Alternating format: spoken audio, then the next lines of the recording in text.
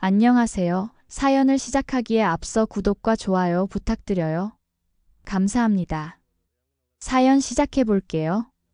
저는 제가 아이를 가질 수 없다는 것을 알게 된 그 순간부터 모든 것이 달라졌어요. 결혼한 지 3년이 지났을 때였죠. 병원을 수십 군데 다녀봤지만 결과는 늘 같았어요. 죄송합니다만 임신이 어려울 것 같습니다. 처음에 남편은 괜찮다고 했어요. 아이가 없어도 우리는 행복할 수 있다고요. 하지만 시간이 지날수록 남편이 달라지는 것을 느꼈어요. 가족 모임에서 조카들이 뛰어노는 모습을 물끄러미 바라보던 그 눈빛을 잊을 수가 없네요. 은주야, 미안해. 결혼 5년 차에 남편이 꺼낸 말이었어요. 다른 여자가 생겼다는 고백과 함께요. 그리고 얼마 지나지 않아 이혼 서류가 제 앞에 놓였죠. 시어머니는 제게 차갑기 그지없었어요. 애도 못 낳는 여자가 뭐하러 우리 집에 들어왔니? 우리 아들 인생 망치지 말고 그냥 나가라. 그렇게 저는 10년 넘게 살던 집에서 쫓겨나다시피 친정으로 돌아왔어요. 친정어머니는 겉으로는 저를 반겨주셨지만 눈빛에는 실망감이 가득했죠. 어머니의 목소리에는 늘 슬픔이 묻어 있었어요. 딸이 아이를 못 낳아 이혼당했다는 사실이 어머니께는 너무나 큰 상처였나 봐요. 매일 밤 어머니의 한숨 소리를 들으며 잠에 들곤 했죠. 그렇게 2년이 흘렀을 때였어요. 친구의 소개로 한 남자를 알게 되었어요. 정만수라는 남자였죠. 첫인상은 조용하고 단정한 느낌이었어요. 까만 머리에 가끔 웃을 때만 보이는 보조개가 매력적인 사람이었죠. 사실 저는 새 아이의 아버지입니다. 만남이 잦아지자 그가 꺼낸 말이었어요. 놀랐지만 이상하게 마음이 편안해졌어요. 만수 씨는 아내를 5년 전에 잃었다고 했어요. 막내딸을 낳고 얼마 지나지 않아 병으로 세상을 떠났다고요. 그 후로 혼자서 새 아이를 키워왔다는 거예요. 첫째는 현우, 초등학교 4학년이에요. 둘째는 준우, 3학년이고요. 막내는 지연이, 이제 6살이죠. 세 아이 모두 착해요. 하지만 아무래도 엄마가 없어서 그런지 항상 무언가 부족해 보여요. 그의 이야기를 들으며 제 마음속에 작은 불씨가 피어오르는 것을 느꼈어요. 어쩌면 내가 그 아이들의 엄마가 될 수 있지 않을까? 우리는 만남을 이어갔고 서로에 대해 더 많이 알아갔어요. 만수 씨는 제가 아이를 가질 수 없다는 사실을 알고도 전혀 개의치 않았어요. 만수 씨는 자신에게 필요한 것은 아이들을 진심으로 사랑해 줄 수 있는 사람이라며 제게 그런 사람이 되어줄 수 있느냐고 물었습니다. 그 질문에 망설임 없이 답했고 우리는 1년 후 결혼했어요. 제 인생에서 두 번째 결혼이었지만 이번에는 모든 것이 달랐습니다. 새 아이들과의 만남은 정말 운명 같았어요. 첫째 현우는 처음에는 무뚝뚝했지만 시간이 지날수록 마음을 열었고 둘째 준우는 호기심이 많고 장난기 가득한 아이였습니다. 특히 막내 지연이는 제가 처음 만난 날부터 저를 따랐어요. 새 엄마가 무섭다는 선입견을 갖지 않고 오히려 제가 예쁘고 착하다며 금세 마음을 열었죠. 지연이의 그런 모습에 저는 눈물이 날 정도로 감동했습니다. 제 배 아파 낳은 자식은 아니었지만 그 아이들이 얼마나 예쁘게 느껴졌는지 모릅니다. 지연이는 특히 잠들 때면 제 팔을 베고 자는 것을 좋아했어요. 우리는 지방에 넓은 마당이 있는 전원주택에서 살았어요. 만수 씨는 크진 않았지만 탄탄한 중소기업을 운영하고 있었고 외아들이라 부모님이 물려준 땅도 꽤 있었죠. 아파트도 2채나 있었어요. 마당에서 아이들이 뛰어노는 모습을 보는 건 정말 행복한 시간이었어요. 지연이는 종종 그림을 그려와 자랑하곤 했어요. 대부분 알아보기 힘든 그림이었지만 저는 항상 최고의 칭찬을 아끼지 않았죠. 아이가 그린 가족 그림 속에는 항상 저도 포함되어 있었어요. 그런 모습을 볼 때마다 가슴이 따뜻해졌답니다. 그렇게 행복한 시간이 흘렀고 어느새 아이들은 성장해 성인이 되었어요. 현우는 대학교 경영학과를 졸업하고 준우는 공대를 나왔죠. 지연이는 예술대학에 진학했고요. 하지만 현우와 준우가 대학을 졸업하고 아버지 회사에 들어오면서부터 분위기가 조금씩 달라지기 시작했어요. 두 아들은 욕심이 많았어요. 서로 경쟁도 심했고 아빠의 관심을 독차지하려는 모습이 보이기 시작했죠. 두 아들 사이의 다툼은 점점 심해졌어요. 프로젝트를 둘러싼 경쟁, 서로의 능력을 깎아내리는 말들이 오갔죠. 만수 씨의 회사는 꾸준히 성장해서 지역에서 꽤 알아주는 기업이 되었고, 아들들은 서로 회사의 주도권을 잡기 위해 치열하게 경쟁했습니다. 그런 상황에서도 지연이는 여전히 저를 가장 먼저 생각해주는 딸이었어요. 대학을 다니면서도 주말이면 꼭 집에 와서 저와 시간을 보냈죠. 오빠들이 저에게 무심한 태도를 보일 때면 걱정하며 도움을 주겠다고 했지만 저는 그저 회사 일로 바쁜 거라며 이해해 달라고 했습니다. 사실 저도 마음이 아팠어요. 현우와 준우는 점점 저를 멀리하는 것 같았으니까요. 아버지만 챙기고 저는 안중에도 없는 것 같았어요. 하지만 자존심 강한 아이들이라 그런 거라고 스스로를 위로했죠. 그러던 어느 날 만수 씨가 갑자기 쓰러졌어요. 병원에 급히 실려갔는데 의사 선생님의 표정이 심상치 않았어요. 간암입니다. 많이 진행된 상태네요. 그 순간부터 저의 생활은 완전히 바뀌었어요. 암에 좋다는 음식은 모두 찾아보고 직접 만들었어요. 온갖 약재를 구해 만수 씨의 건강을 위해 정성을 다했죠. 만수 씨는 병상에서도 늘 미안하다는 말을 반복했지만 저는 아내로서 당연한 일이라며 그의 걱정을 덜어주려 노력했습니다. 그는 특히 자신이 없는 상황에서 현우와 준우가 저와 지연이를 잘 챙겨줄지 자주 걱정했어요.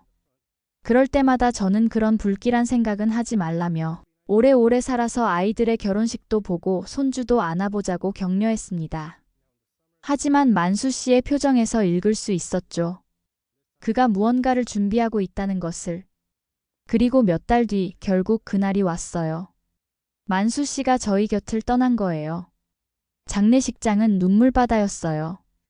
현우와 준우는 슬픔을 감추려 애쓰는 모습이었고 지연이는 저의 손을 꼭 잡고 있었죠. 엄마, 괜찮아요? 제가 엄마 곁에 있을게요. 장례를 치르고 한 달쯤 지났을 때였어요. 갑자기 부동산 중개사가 찾아왔어요. 박은주 씨 맞으세요? 이 집 매물 관련해서 문의가 많아서요. 확인차 왔습니다. 당황스러웠어요. 저는 집을 내놓은 적이 없는데 말이죠. 무슨 말씀이세요? 저희 집은 매물로 내놓은 적이 없는데요? 아, 그러세요? 이 댁 아들 두 분이 직접 의뢰하셨는데 땅도 함께 매물로 내놓으셨던데 모르셨나요? 순간 머리가 하얘졌어요. 아들들에게 전화했더니 아들들은 아버지가 돌아가신 집에서 제가 혼자 사는 것은 아니지 않냐며 집을 팔고 다른 곳으로 옮기는 게 좋겠다고 했습니다. 아들들의 말투에서 은근한 강압이 느껴졌어요. 제가 상의 없이 일방적으로 결정하는 것에 대해 항의하자 아들들은 더욱 노골적으로 나왔습니다. 집과 땅은 자신들이 알아서 처리할 테니 당분간 다른 곳에 머물러 있으라는 거였죠. 저는 이게 우리 가족의 집이며 제 동의 없이는 팔 수 없다고 다시 이야기했지만 아들들의 태도는 냉정했습니다. 아버지도 돌아가셨는데 언제까지 눌러 살 생각이냐며 집과 회사는 자신들이 알아서 할 테니 제게는 알아서 살 길 찾으라는 충격적인 말까지 했어요. 저는 10년 넘게 정성껏 키운 아들들에게 친자식이 아니라도 정말 내 자식처럼 생각했다고 호소했지만 돌아온 대답은 더욱 가혹했습니다. 피 한 방울 섞이지 않았는데 무슨 친자식이냐는 말에 가슴이 찢어지는 듯 했어요. 전화기를 내려놓는 순간 다리에 힘이 풀렸어요. 바닥에 주저앉아 한참을 울었죠. 지연이가 이 소식을 듣고 달려왔어요. 엄마, 오빠들 미친 거 아니에요? 그래도 우리를 키워준 엄마한테 그럴 순 없는 거잖아요. 제가 오빠들한테 당장 얘기할게요. 하지만 현우와 준우는 지연이의 말도 들으려 하지 않았어요. 결국 저는 그 집을 나오게 됐어요. 급하게 고시원을 얻었죠. 가지고 나온 짐도 옷까지 몇 벌뿐이었어요. 지연이가 함께 살자고 했지만 대학생인 딸에게 부담을 주고 싶지 않았어요. 그 아이도 자기 인생이 있으니까요. 지연아, 엄마는 괜찮아. 금방 적당한 집을 구할 거야. 너는 학업에 집중해. 고시원에서의 생활은 정말 힘들었어요. 모든 것을 다 잃은 것 같았으니까요. 그렇게 일주일이 지났을 때였어요. 만수 씨의 오랜 친구인 김 변호사님에게서 연락이 왔어요. 은주 씨, 만나서 할 이야기가 있습니다. 중요한 일이에요. 궁금했지만 별다른 기대 없이 만남의 자리로 나갔어요. 김 변호사님은 서류 봉투와 편지 봉투 4개를 건네주셨어요. 편지 봉투에는 각각 저와 아이들의 이름이 적혀 있었죠. 민수 씨가 세상을 떠나기 전 저한테 맡긴 것들입니다. 유언장과 가족들에게 남기는 편지죠. 김 변호사님의 설명에 따르면 만수 씨는 모든 재산을 제게 위임한다는 유언장을 남겼다고 해요. 집과 땅, 그리고 모든 재산. 다만 회사만큼은 두 아들에게 맡긴다는 내용이었죠. 만수가 생전에 많이 걱정했습니다. 욕심 많은 두 아들 때문에 은주 씨와 지연이가 고생할까 봐요. 그래서 이런 준비를 한 거죠. 회사는 아들들에게 맡기고 나머지 모든 재산은 은주 씨에게 남겼습니다. 제 이름이 적힌 편지를 열어봤어요. 만수 씨의 편지 내용은 가슴을 울리는 것이었습니다. 그는 이미 세상을 떠났을 테니 미안하다는 말로 시작했고 큰 숙제를 남기고 먼저 가게 되어 면목이 없다고 했어요. 우리가 처음 만났을 때의 추억을 언급하며 제가 아이들, 특히 지연이를 얼마나 사랑스럽게 대했는지 기억한다고 했습니다. 그때 얼마나 고마웠는지 모른다고요. 현우와 준우가 어머니의 사랑을 충분히 받지 못하고 자란 탓에 욕심 많고 불안한 아이들이 되었을지 모른다는 안타까운 심정도 담겨 있었어요. 하지만 언젠가는 그 아이들도 제 사랑의 가치를 알게 될 거라 믿는다고 했습니다. 만수 씨는 자신의 모든 재산, 집, 땅을 저에게 남긴다고 했어요. 회사만큼은 아들들에게 맡긴다고 했습니다. 이제 제가 많은 것을 결정할 수 있으며 지연이를 잘 돌봐달라는 부탁도 했습니다. 그 아이는 저를 진심으로 엄마라고 생각하고 있다고요. 마지막으로 영원한 사랑을 약속하며 편지를 마무리했습니다. 편지를 읽는 동안 눈물이 멈추지 않았어요. 김 변호사님은 이어서 말씀하셨어요. 집과 땅을 아들들이 매물로 내놓았다고 들었는데 그들은 처분할 권한이 없습니다. 모든 것이 은주 씨 명의로 바뀌게 될 테니까요. 그 말을 듣고 어떤 기분이었는지 표현하기 어려워요. 슬픔과 안도감, 그리고 약간의 승리감이 뒤섞인 복잡한 감정이었죠. 일은 빠르게 진행됐어요. 저는 다시 짐을 싸서 만수 씨와 살던 집으로 돌아왔죠. 지연이에게 자초지종을 다 이야기했더니 울면서 말했어요. 역시 아빠는 다 생각이 있으셨어요. 정말 다행이에요, 엄마. 며칠 후 두 아들이 찾아왔습니다. 그런데 이번에는 분노와 오만함으로 가득 차 있었어요. 아버지 재산을 왜 당신이 받는 거예요? 당신은 우리 친엄마도 아니잖아요. 현우가 거친 목소리로 쏘아붙였습니다. 그래요, 이건 불공평해요. 우리가 아버지의 적법한 상속자라고요. 준우도 가세했습니다. 그들은 마치 제가 재산을 가로챈 사기꾼인 것처럼 대했어요. 변호사를 통해 유언장을 무효화할 수도 있다며 위협까지 했죠. 피 한 방울 섞이지 않은 남이 왜 우리 아버지 재산을 다 가져가는 건데요? 법적으로 따져보자고요. 저는 마음이 너무 아팠습니다. 나는 너희를 친자식이 아니라고 생각한 적이 단 한 번도 없어. 그런데 너희가 이렇게까지 하다니. 정말 사람 잘못 봤구나. 친자식? 웃기지 마세요. 우리가 어렸을 때 밥 몇 번 차려준 걸로 아버지 재산까지 다 가져가려고요?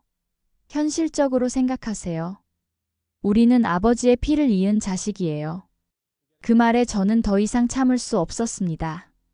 좋아. 너희가 그렇게 생각한다면 이제 너희와 나는 남이다. 회사든 재산이든 너희가 가지고 싶은 대로 소송해. 난 너희와 더 이상 얘기하고 싶지 않구나. 아들들은 승리한 듯한 표정으로 떠났고 저는 깊은 상처와 함께 남겨졌어요. 하지만 법적 절차는 빠르게 진행되었고 만수 씨의 유언장은 확고했어요. 모든 재산, 집, 땅, 그리고 예금은 저의 것이 되었죠.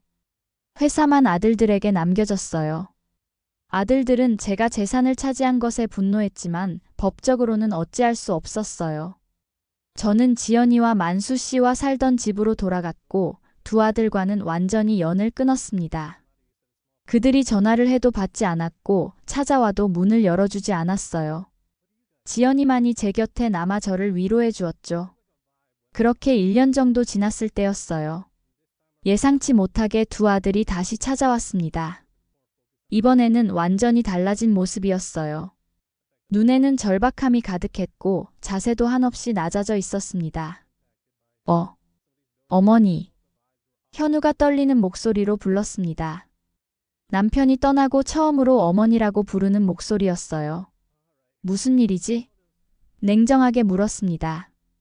회사가 망해가고 있어요. 준우가 고개를 숙인 채 말했습니다.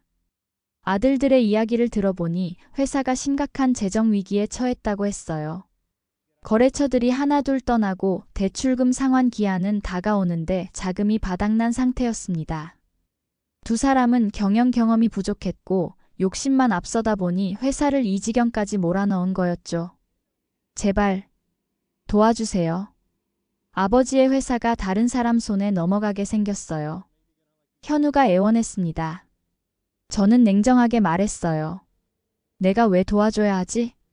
난 피 한 방울 섞이지 않은 남이잖아. 너희가 그렇게 말했었지? 두 아들은 눈물을 흘리며 사과했습니다.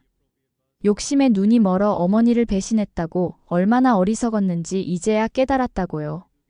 이제 와서 그런 말이 무슨 소용이 있겠니? 너희가 나를 어떻게 대했는지 기억나? 결국 나를 고시원에서 살게 했던 거 기억나? 정말 죄송합니다. 우리가 잘못했어요. 준우가 흐느꼈습니다. 저는 천천히 일어나 금고에서 서류 한 묶음을 꺼냈어요. 그것은 만수 씨가 남긴 또 다른 유언장이었습니다. 너희 아버지는 이런 상황까지 예상하고 계셨어. 회사가 어려워지면 내가 결정할 수 있도록 회사의 일부 주식도 내게 맡기셨단다. 두 아들의 눈이 커졌습니다. 그래, 내가 원하면 지금 당장 너희를 회사에서 쫓아낼 수도 있어. 하지만 저는 서류를 내려놓았습니다. 난 그렇게 하지 않을 거야.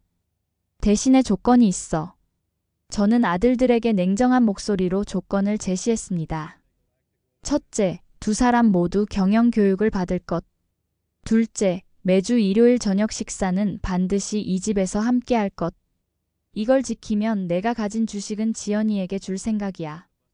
현우와 준우는 놀란 표정이었지만 곧 고개를 끄덕였습니다. 아들들은 주저없이 고개를 숙이고 눈물을 흘리며 진심 어린 사과를 했습니다. 저는 그제서야 마음이 조금 풀렸어요. 자, 이제 회사 문제를 해결해보자. 저는 만수 씨가 남긴 재산으로 회사의 급한 불을 끄고 제 명의로 된 땅 중 일부를 담보로 대출을 받아 급한 불을 껐어요.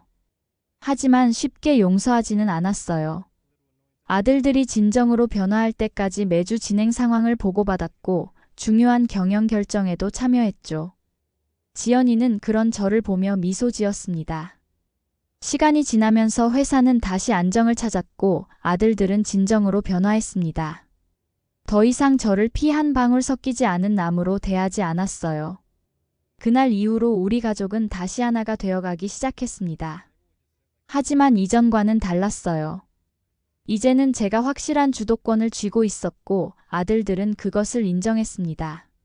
지연이는 대학을 졸업하고 회사의 디자인 부서를 맡게 되었고 회사는 지연이의 신선한 아이디어로 더욱 발전했죠. 가장 기뻤던 순간은 현우가 첫 아이를 얻었을 때였어요. 현우는 아기를 제게 안겨주며 말했습니다. 어머니, 그동안 죄송했어요. 그 순간 저는 만수 씨가 천국에서 미소 짓고 있을 거라고 생각했어요.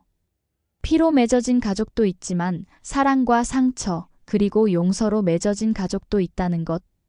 제가 깨달은 가장 소중한 진리예요. 그리고 때로는 냉정한 교훈이 진정한 사랑의 시작이 될 수도 있다는 것도요. 오늘도 저는 엄마라는 이름으로 살아갑니다. 이제는 그 어떤 이름보다 단단하고 강인한 이름이 되었죠. 제 긴 이야기를 끝까지 들어주셔서 감사합니다. 구독과 좋아요, 알림 설정까지 잊지 마세요.